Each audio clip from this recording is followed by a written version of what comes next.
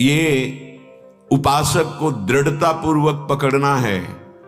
माया अपना प्रभाव दिखाकर राग द्वेषात्मक वृत्ति को दृढ़ करती है और ज्ञानी और प्रेमी भक्त इसी राग द्वेष को मिटाकर जीवन मुक्त हो जाता है।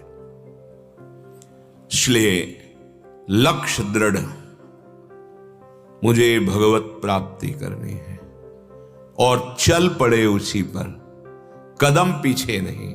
सलाहकार केवल महाजनों गतेन स्वपंथा, हमारे महापुरुष जिस मार्ग में चले वही मार्ग है। अज्ञानियों की सलाह नहीं ली जाती, अज्ञानियों की टीका टिप्पणी पर ध्यान नहीं दिया जाता।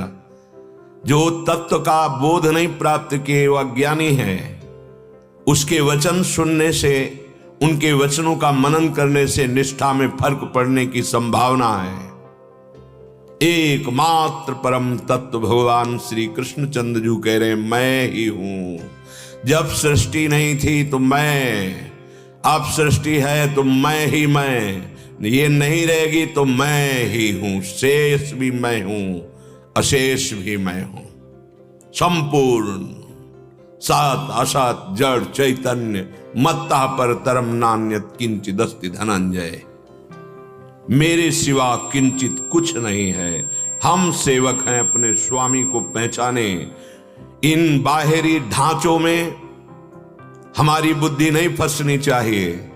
ढांचे के अंदर प्रवेश करके देखे तो मुस्कुराता हुआ परम तत्व शयन कर रहा है, हमें उसी को देखना है। सर्वान वस्तुतया निरीक्ष परम स्वाराध्य बुद्धिर्मम, मेरे आराध्य देव चल कर आए हैं। कोई भी नाम हो, कोई भी रूप हो, किसी भी जाति का हो, किसी भी धर्म का हो, बाहरी खोखा है ये, पांच भौतिक देह ढांचा है, अंदर बैठा हुआ तत्व एक ही है। ये हमारे वेद कहते हैं ईशावास्यमिदं सर्वम यत् किंचे जगत्याम जगत, संपूर्ण विश्व केवल ईश्वर है। अब कहां समझ में आएगा? तुम्हें स्त्री दिखाई देता है, पुरुष दिखाई देता है, क्रूरता दिखाई देती, दया दिखाई देती है। ये बाहरी क्रियाओं को देखने वाला परम तत्व का दर्शन करने का अधिकार खो देता है। जो कारण तत्व पर स्थित है वही उस सब का परम कारण जो प्रभु है वो उसको देखता है। जो प्रभु को देखता है वो जीवन मुक्त हो जाता है, और जो क्रियाओं को और ढांचों को देखता है वो बंधन युक्त होकर बार बार जन्म मरण रूपी दुर्गति को प्राप्त होता है। श्रीपाद प्रबोधानंद जी महाराज कह रहे हैं इहैव विद्या द्रविणादि सर्वं पूर्वमेवास्ति करस्थमेव, तथापि मंदा न भजन्ति वृंदा, टवी महो देव मुनीन्द्र वंद्याम। अरे भाई, तुम्हें धन चाहिए, विद्या चाहिए, ज्ञान चाहिए, जो कुछ चाहिए वो सब दे देगा श्रीधाम वृंदावन। मानो तुम्हारी हथेली पर रखा हुआ है, तो तुम वृंदावन में आकर भजन क्यों नहीं करते? अगर आप 10 घंटे के लिए आए हैं तो बहुत कमा लेंगे। यहां का थोड़ा भजन बहुत बड़ा प्रभाव डालता है। श्रीपाद कह रहे कहीं सौभाग्य से 2-4 दिन रुकने को मिला, फिर क्या कहना है? केवल भजन करो, थोड़ा प्राण पोषण के लिए पवित्र प्रसाद पालो, रात दिन। और अगर कहीं अखंड वृंदावन वास मिला है तो फिर ऐसी संपत्ति के लिए ललचाओ जो अविनाशी है, चिदानंद है, वो हमारे प्रिया प्रीतम का नाम रूप लीला धाम। हाय हाय शब्द का प्रयोग करें। हाय यही वो विद्या द्रवणादि सर्वम, तुम्हें जो चाहिए वो देने के लिए परम कल्पतरु स्वरूप महाचिंतामणि स्वरूप वृंदावन विराजमान है। तुम ऐसा लाभ क्यों नहीं ले रहे हो? यहां आकर के बहुत कम आहार करके परिक्रमा, नाम जप, सत्संग, वाणी पाठ, भले आप एक दिन के लिए आयो, कमा लो।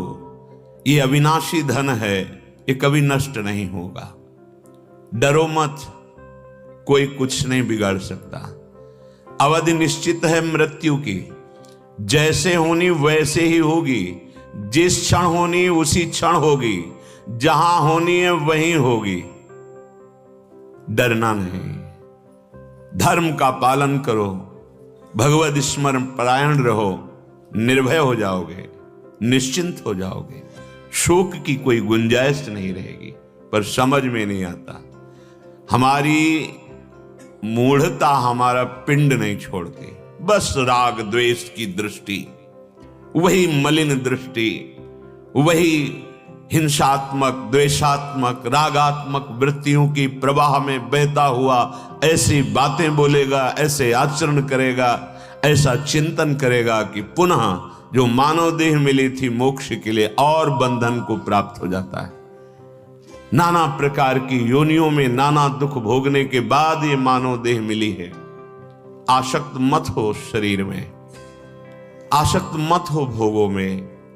ये लुभावना जाल डाला जा रहा है आपको भगवान से विमुख करने के लिए।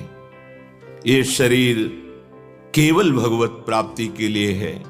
अन्य योनियों में ये सब भोग हैं जो तुम भोगना चाहते हो, बहुत भोगे हो, अनंत बार भोगे हो।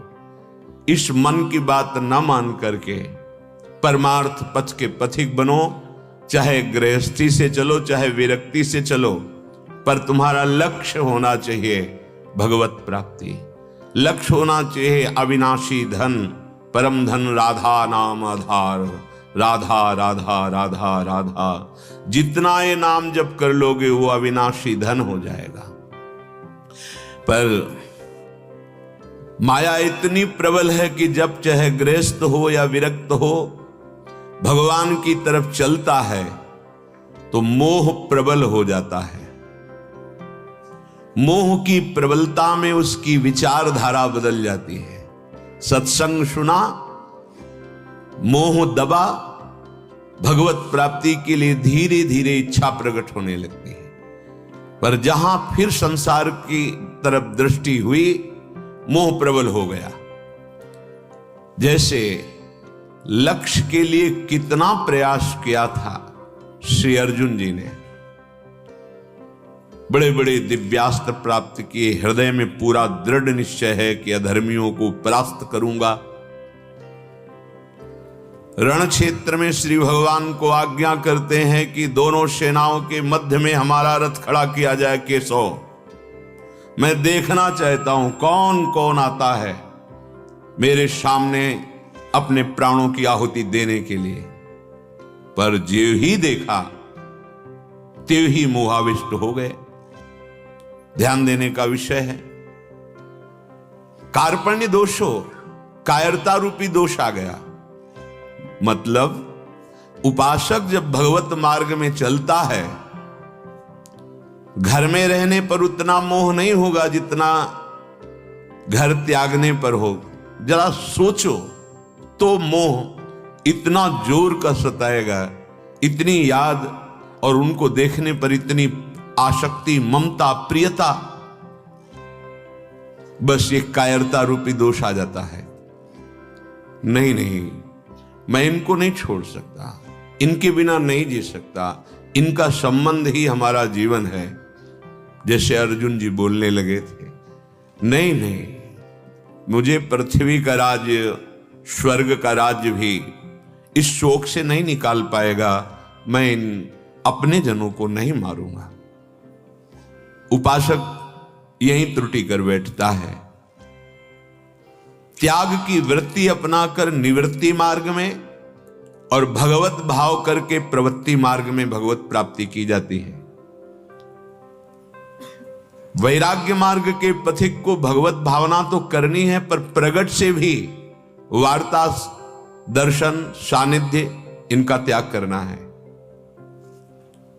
अलग मार्ग का सिद्धांत होता है। ये निवृत्ति मार्ग है और प्रवृत्ति मार्ग में सबकी भगवत भाव से सेवा करते हुए ममता ना रखना, भगवत प्राप्ति बड़ी सहज हो जाएगी।